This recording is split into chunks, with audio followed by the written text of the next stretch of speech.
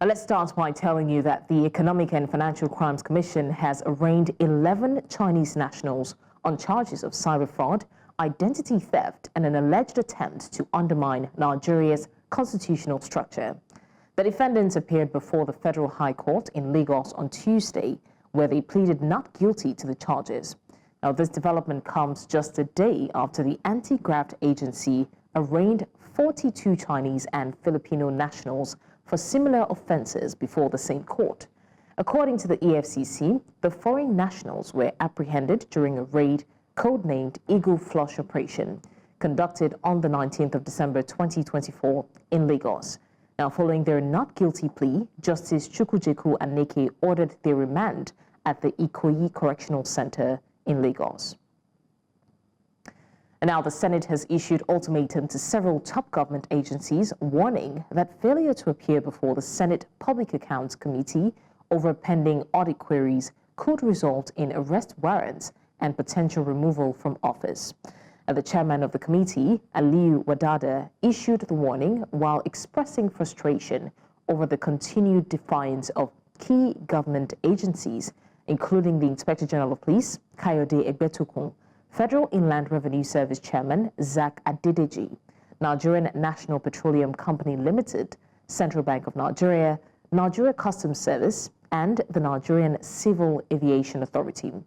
Now, other agencies named include the Nigerian Upstream Petroleum Regulatory Commission, the FCT Internal Revenue Service, and Nigeria Communications Satellite Limited.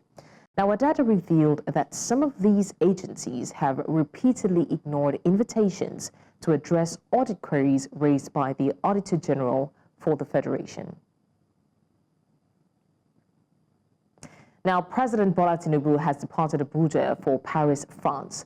The special advisor to the president on information and strategy, Bayo Ononuga, disclosed this in a statement on Wednesday. Now, he said the president's trip to France is for private purpose, adding that the visit is en route to Addis Ababa, the Ethiopian capital. The presidential spokesperson added that Tinubu would arrive in Addis Ababa early next week for the African Union Summit. Away from that now, in a story that News Central Television has been following, residents of Bello Street in Ikosi-Ketu, Lagos, are calling on the government and appropriate agencies to intervene after demolition teams moved in unexpectedly, threatening to pull down marked buildings without prior notice. Residents say as of now, some buildings already have had roofs, fences, and other parts taken out. They say the Onikosi of Ikosi, who is the traditional ruler of the area, is behind the demolitions. Though certain court documents have been presented, the residents say they still feel the demolitions are illegal. Now, our correspondent, Biola, joining us live from Bello Street, will be telling us more about the demolition. If we can hear Biola. Biola, can you hear me? Good afternoon. Hello. Can you give us an update on what's going on currently right now? Have you been able to speak to any of the residents around there, and what's the development? It's been a roller coaster today. Before we arrived, residents said the police that were stationed here yesterday had been asked to vacate, and that the member representing this constituency in this Lagos State House of Assembly was also here to see to their plight because they had called him to come to their rescue, and he said he was going to look into the matter. I also hear that he is currently at the palace of the Onikosi for an ongoing discussion. I have some residents here who are willing to speak today. You recall that from the day one, people were skeptical about speaking, but I think they are now willing to speak up. I have a resident here whose father's house, whose late father's house was affected. He would love to speak with us. Can you tell us your name, please? Yeah, I'm Olamide Adebanjo from Ayedere Close, Ikosi-Ketu, Lagos. So I was at work on a Monday morning around 7:30 because I do go to work very early morning. Go on, please. So I was at work, someone just called me. that they are collapsing my dad's house. Like, they are collapsing my dad's house. I need to start coming, and I just got to work. I was like, how is that possible? My dad's house is at the extreme end there. There's no problem about that. So on my coming back by 9-8 from work, I noticed that what we were saying was even different from this. So they collapsed my dad's house. So right now they are telling us about if we are going to be paying some amount of money, about what we've, like, I'm hot. I don't know what Sanwo-Olu can do to this. We really need Sanwo-Olu to come and witness this and see what's going on here. Because we believe that as our governor, which is governor of Lagos State, we need him to come and see what's going on here. Because we cannot put someone on the throne, which is a king, and we just come early in the morning and come to our buildings, which have been there for like 40, 55 years, 100 years, and just come on a day and collapse it down. As you can see, this is one of my brother's house. It's late now, and his burial is at the back of that side. So they wanted to collapse everything. So we were here to just stand that nothing like that will happen. You understand? So right now, we don't know what governments and the people, even people who is even higher than us, like, we don't have any power. We don't have anything to say. We don't have anything to do. These people are powerful than us. Thank you very much. We will still be speaking on you after now. There goes a call to the Lagos State government. And now let's talk law. The right to revoke a land occupancy lies solely with the state government and the federal government, and not even the local government. But what we see here is the community traditional ruler trying to revoke their occupancy of this land. And we've also called the son of the Onikosi, whom I told us yesterday to come back today to speak to his father. And he told us that we cannot speak to his father, but he will make available a representative to speak to us. We are still looking forward to that. After this live, we intend going to the palace of the Onikosi. But you will hear whispers from the people saying, oh, do not go there. We don't know what that means, however.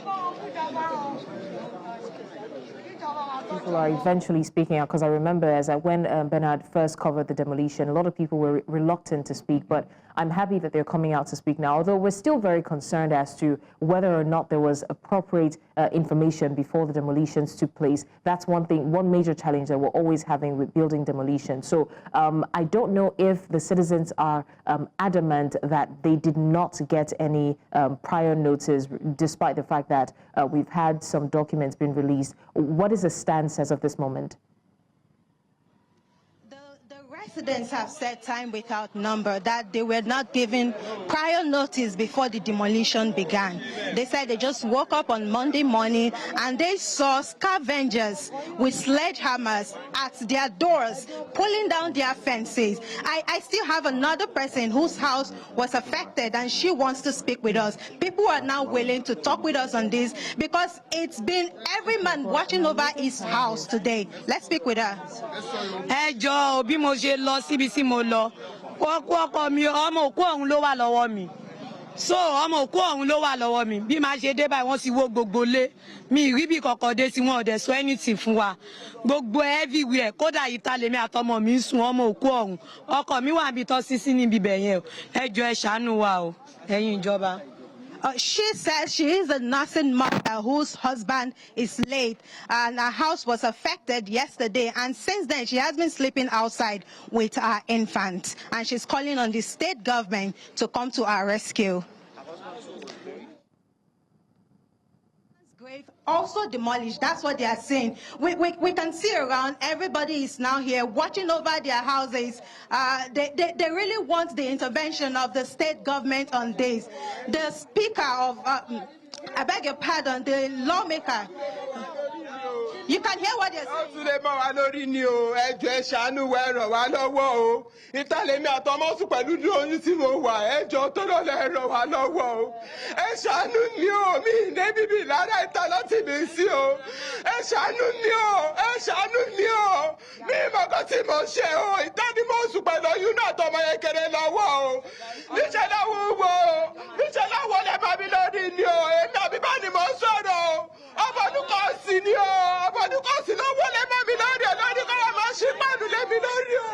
That's a pregnant gentleman talking about her ordeal that she has been sleeping outside despite being pregnant because her house has been demolished. We have another lady crying here for help. ilẹ̀ tí dáàdì mi ilẹ̀ tá a sọ yìí dáàdì mi ti kọ́ ti lé ní 40 years 40 years ó ti lé ní 40 years ó sanwó lẹ̀ ó níwèé lẹ̀ ìhà ní bíbá yìí bàtà rà ilẹ̀ ní bíbá yìí. She says that the house has been here for over 40 years, but has now been demolished, and they are all calling for help. I think they're very much ready to speak with us now, unlike 2 days ago when we were here and literally begging for their part of the story. All right, thank you so much, Biola. I mean, that's a very emotional clip to watch. We're definitely going to circle back to you to find out more from the residents of that area. But still on the building demolition, and while Biola is still on the coverage, we have a public affairs analyst, Taiwo Olopade, who's joining us live for more perspectives. Thank you so much, Mr. Olopade, for joining us. You saw the clip, you saw those people speaking, and it was really emotional to watch, especially the pregnant woman who claims that she slept outside because of the demolition. But sometimes it's very hard, you know, to take a stance, considering the fact that my last question to Biola was whether or not the citizens got any prior notice about the demolition. So I want us to start from there. We have the officials saying that they sent notice, but the citizens said they didn't see anything. What is your take on that?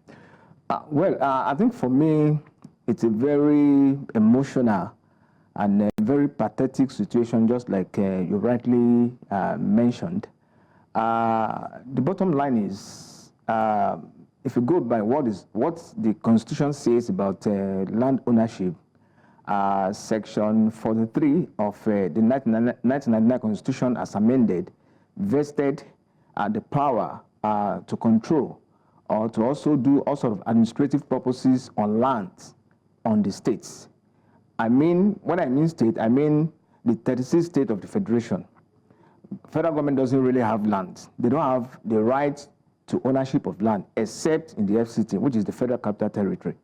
And by 1978, Land Use Act also gave similar power to the state. And we have seen a couple of states, like Lagos State, that have also done amendments to the Land Use Act, rather. But for me, what I see very often, particularly in Lagos environment, is somebody will just wake up one day and come up with frivolous judgment from the courts or frivolous line of history. Sometimes they will say dated back to 1835. Who was born in 1835? Sometimes they will say dated back to early 90s, maybe in 1910, 1920, and they will concoct all sorts of stories just to justify the ownership of such land or the ownership of such property. And sometimes you also see the judiciary giving the nod, giving backing, particularly to all sorts of traditional rulers and the likes. You see the courts also giving them the backing to take ownership, and they will say they've given the judgment from the courts to the right, to ownership right of such a land. And we also see our law enforcement, the police, also trying to also say they want to carry out the enforcement of the court judgment. And that's the reason why we have continued to witness this kind of, for me, shenanigans, if you permit me to use that word. And for these people, I also put a challenge to them. Do they have documents to back the claim ownership of this land? If they have documents, then they can present the documents. They can also go to court and also challenge. They've mentioned the traditional ruler in that area that is the one who is carrying out this enforcement of the court judgment. If they also have the documents to ownership of this land. Because what we have also seen over time in the years past is people will just get to a place, take ownership, and they will tell you when government comes on a day that after all, we have been here for 40 years, we have been living here for 50 years, it doesn't really matter. Are you living there by, is your land ownership documented? Do you have C of O's of this land? These are the questions that these affected residents also need to answer. If they can provide ownership of this land, then they have the right to challenge whatever that is going on. And again, I said earlier that by our constitution, it gave the right to ownership of land to states. So even if you have processed this land by due process, you have the CFOs, if government comes and say, we are taking this portion of land for public usage, for public utility, maybe they want to construct hospitals, schools, and the like, you still have to voluntarily surrender that land, because that's what our constitution says. All lands belong to states. Whether you have bought it, whether you have even high-rise building on it, it doesn't matter.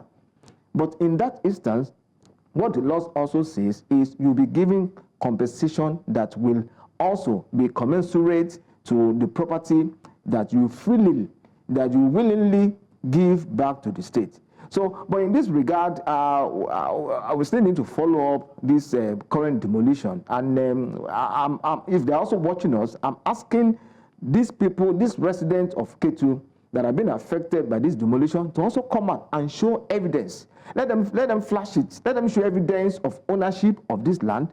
And if they have such evidence, then they can approach the state government to halt, or even unfortunately, as of Assembly is on recess at the moment, they can approach government so that they can show that we are not here illegally. We have documents to back up, but whether they have documents or not, what I've seen, the video, the clips that I've seen, this resident, particularly the pregnant woman, the nursing mother, you can see most of them are even women. It's quite unfortunate that you left your home for work and you return to the rubble.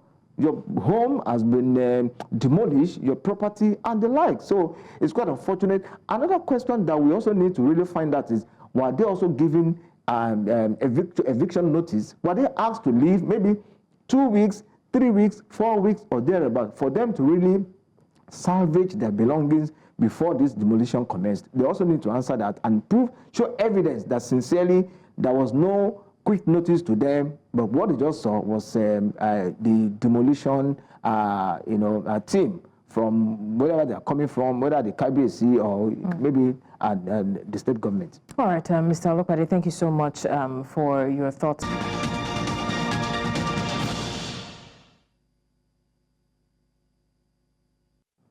Many thanks for staying with us. Now to more stories. Fire gutted 2 petrol-laden tankers at an MRS filling station along the Numan Road opposite the Jezco filling station near the Yola International Airport on Tuesday. The road leading into Yola, the state capital, was blocked as curious residents of the area rushed out to catch a glimpse of the inferno, ignoring the inherent danger.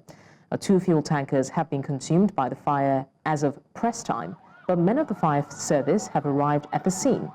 Earlier in January 2025, at least 11 persons were killed when a petrol-laden tanker exploded along the Enugu-Onitsha Expressway.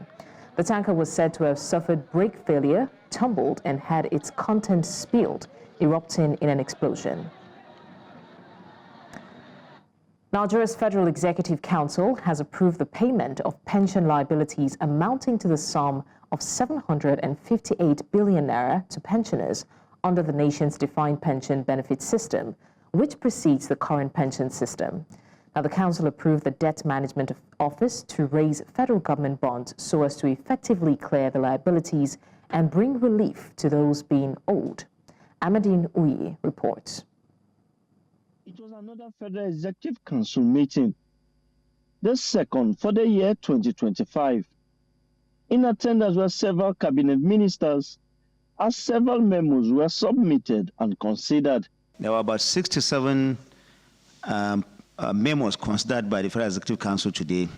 Each one of them was being thoroughly examined and approved. Some, of course, were a step down, as you had earlier. Now, if you aggregate all this together, and this by way of recap, you're saying that a lot of projects between yesterday and today, approvals given, for example, to the Ministry of the FCT, to the Ministry of Works, to Health. The Minister of Finance says that the Council approved the payment of backlog of pension arrears owed pensioners under the nation's old pension scheme. Addressing the issue of social interventions, is one regarding pensions. There was an approval for the government through the Debt Management Office to raise a federal government bond of about 758 billion naira. And that is to clear up the backlog of pension liabilities owed various categories of pensioners who are owed funds under the defined benefit system that preceded the defined contributory pension scheme that came into force in 2004 and of course was updated with a new act in 2014. Also, the Minister of Health says that major decisions concerning the health sector was considered, including the upgrade of infrastructure in several key health institutions. Today, it considered two decisions related to the health sector. One is far-reaching and has continental implications. Nigeria, based on the approval of the Federal Executive Council today, will be ratifying the Africa Medicines Agency Treaty. That is a treaty which was initially brought into life by the African Union heads of states and governments at their 32nd meeting in Addis Ababa in February 2019. So today, the Federal Executive Council approved 6 contracts for major diagnostic equipment, 3 MRI equipment, and 2 CT scan equipment. The council also approved several key projects under the Works Ministry amounting to billions of naira. In Abuja for News Central, I am Amadine Uyi. Now, the federal government has officially begun tolling operations on the Abuja-Kefi-Akwanga-Lafia-Makurdi road corridor as part of efforts to repay the $460.8 million loan secured from China Exim Bank for the rehabilitation and upgrade of the highway. A motorist using the route will now pay tolls ranging from 500 naira for salon cars to 1,600 naira for multi-axle vehicles, while police and military vehicles are exempted to facilitate their operations. The toll gates, strategically positioned along the 227.2 kilometer stretch, are divided into 4 sections: Kefi, Akwanga, Lafia, and Makurdi. Speaking at the official launch of tolling operations at the Garaku toll station in Adamawa State, the Minister of Works, David Umahi, reaffirmed the government's commitment to sustainable road maintenance and infrastructure funding. Now let's get back to Nigeria's Ebonyi State, where the death toll from the attack on 3 villages in Ishelu local government has now risen to 15, with many residents still believed to be missing. Alleged armed herdsmen reportedly stormed the communities on Sunday, leaving destruction and death in the wake of the attack. Initial reports put the death toll at 10, but more bodies have since been discovered in the bush, bringing the total number of fatalities to at least 15, according to local officials. The attack has sparked widespread outrage and concern, with Deputy Governor Patricia Obila visiting the affected community to condemn the violence. She has given security agencies a 24-hour ultimatum to track down the perpetrators and bring them to justice.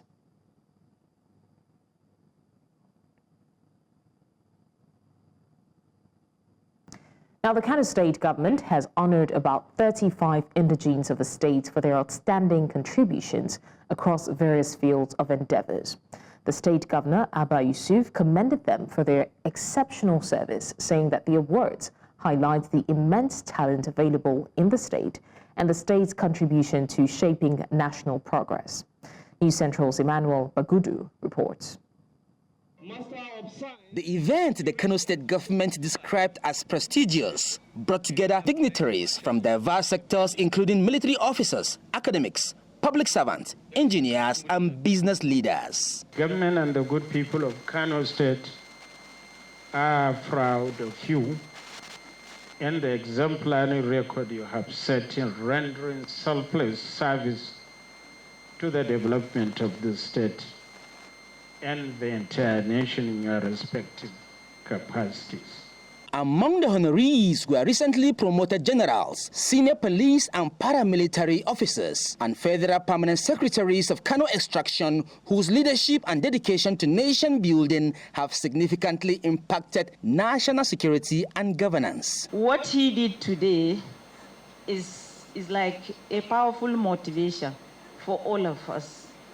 It is to see how we can inspire our other fellow women who would want to dare their dreams, because we have dared our dreams, and today our dreams have been realized, and today we are celebrated for greatness. The event is also expected to inspire a new generation of citizens to contribute positively to the growth of the state and national development. In Kano for News Central, I am Emmanuel Bagudu. Many thanks for staying with us. Now, 5,000 female petty traders whose businesses were devastated by the floods in Borno State have benefited from the joint effort of the wife of Nigeria's president, Senator Oluremi Tinubu, and the wife of Borno State Governor, Dr. Falmata Babagana Zulu. 250,000 naira was disbursed to the 5,000 women petty traders to help them rebuild their businesses. News Central's Moru Kirawa completes the report. It is a happy day for these petty traders, whose means of survival was shattered by the 10 September flood disaster in Maiduguri, the Borno State capital. This intervention by the First Ladies of both Nigeria and Borno State is expected to help revitalize local markets and provide a sustainable source of income for benefiting women and thereby contribute to the broader economic recovery of Borno State. Mu taimakon 50,000 za mu ƙara jarinmu, muna godiya da wanda ta taimaka mana, Allah ya buɗa mata. Alhamdulillah, gaskiya an ba mu jarin 50,000 kuma za mu je mu ƙara jarinmu, so da so samu ne na gaban kuma taimaka mana da fridge. While acknowledging the support by the government, the petty traders called for more assistance to further support their businesses. This initiative is a reflection of the shared commitment between the renewed hope initiative led by Her Excellency Senator Oluremi Tinubu, who is the national coordinator, our own First Lady, Her Excellency Dr. Falmata Babagana Umara Zulu, to address the challenges faced by vulnerable women and families in our society. We are gathered to witness the disbursement of 50,000 naira each to 5,000 women, petty traders. We are proud to stand with you as you rebuild your lives and your businesses. Wife of Governor Babagana Zulum expressed deep appreciation for the federal government's support, noting that such gestures significantly aid in the state's recovery and demonstrate a strong commitment to the well-being of its citizens. I'm happy to see that these women are very happy about this initiative, and the Borno State government too has done their best, and the wife of the president also gave us this, and the women are very happy, and I believe they are going to do what they are supposed to do, inshallah. Dr. Falmata Zulum further emphasized the need for collective support in times of disaster, stating that the initiative aims to provide immediate relief and empower women to rebuild their livelihoods. In Maiduguri for News Central, Umar Kirawa. Still live with us on News Central now. Many thanks for staying tuned. To more stories, some shops are reopening in the eastern DR Congo city of Goma after the Rwandan-backed armed group M23 announced a humanitarian ceasefire. This ceasefire comes just days before a planned crisis meeting between the Congolese and Rwandan leaders amid tensions that have destabilized the region for decades. Last week, M23 and Rwandan forces seized Goma, the provincial capital of North Kivu, a mineral-rich region long plagued by violence from multiple armed groups. Although fighting has stopped in the city, home to more than 1 million people, clashes have spread to the neighboring province of South Kivu, raising fears of an M23 push towards its capital, Bukavu. While no fighting was reported on Tuesday, military and local sources say all sides continue to send reinforcements and equipment into the region. Now, Sudanese paramilitaries have shelled one of the last functioning hospitals in Omdurman, killing 5 people as violence escalates across the war-ravaged nation. A medical source at Al Now Hospital, speaking anonymously for safety reasons, said volunteers were among those killed. The ongoing conflict, already responsible for tens of thousands of deaths and the displacement of more than 12 million people, has worsened in recent weeks as the army pushes to reclaim central Sudan and parts of the capital. While the rapid support forces have withdrawn from much of Al Jazeera's state, they have launched repeated attacks on Khartoum, killing dozens of civilians.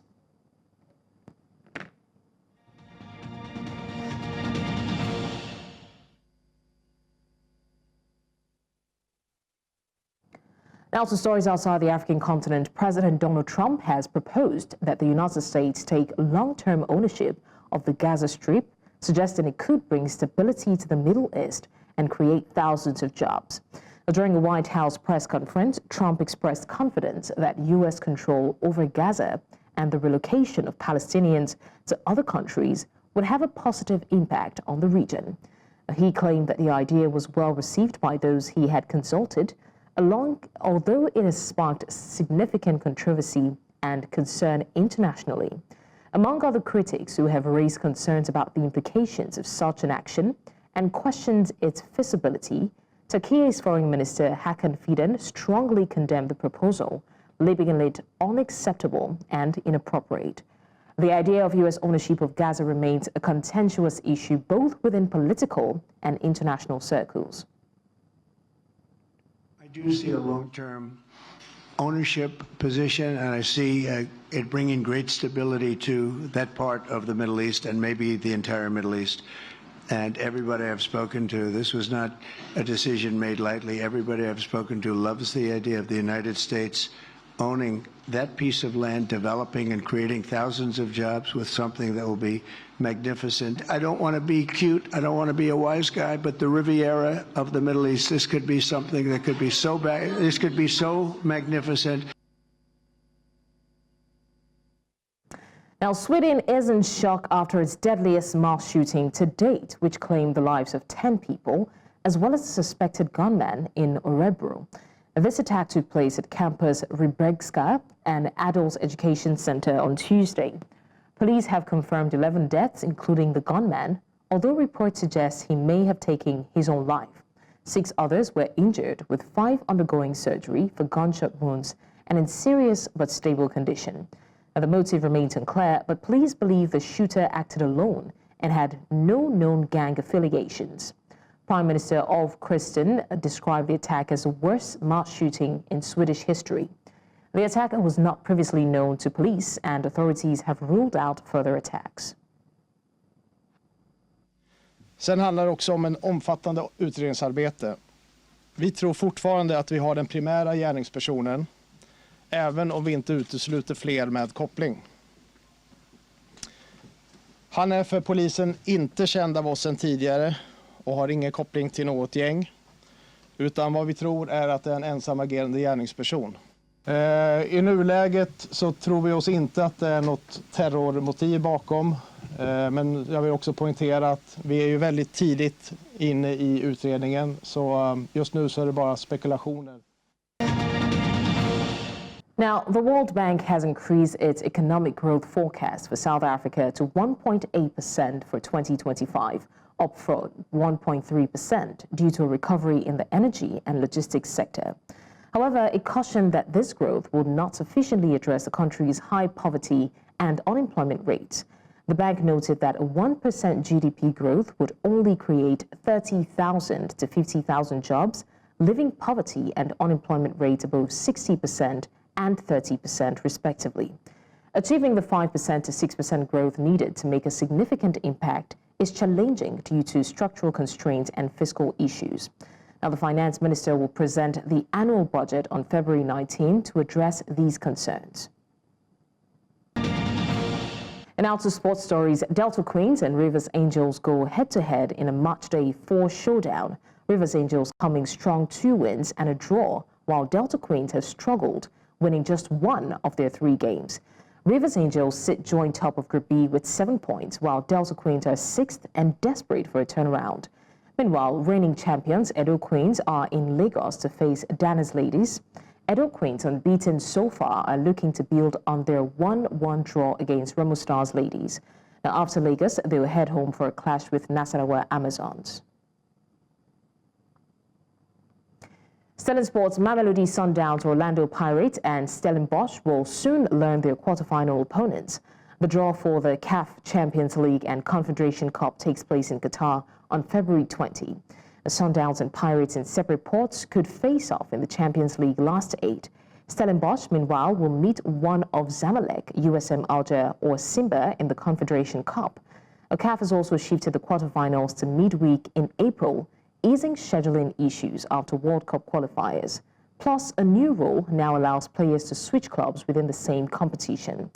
And for teams looking to strengthen, CAF extended the registration deadline to February 28th. We're still talking sports. The Premier League is making big strides towards introducing semi-automated offside technology before the end of the 2024-2025 season. A Chief Football Officer, Tony Scholl, says recent testing has shown significant progress. Last year, clubs unanimously approved a system, but delays pushed back its rollout.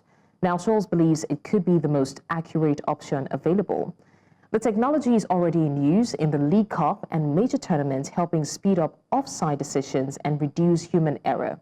Currently, VAR officials manually check offsides, a process that's faced criticism for taking too long. If all goes well, the Premier League could see a faster, more precise system in place sooner than later. Now, President Donald Trump is set to become the first sitting U.S. president to attend the big game. The Kansas City Chiefs take on the Philadelphia Eagles this Sunday at the Caesars Superdome in New Orleans. A city still reeling from a deadly New Year's Day terror attack that killed 14 people. Now, security is at an all-time high, with officials calling this the biggest homeland security event this year. Trump's presence is stirring controversy. The president has been a vocal critic of the NFL, especially on issues like players kneeling during the national anthem. This year, the NFL is replacing its End Racism message with Choose Love, though the league denies politics played a role in that decision. You can watch News Central live on DSTV, channel 422, StarTimes, channel 274, Avo TV, and YouTube. Many thanks for watching. I'm Blessings Masugu.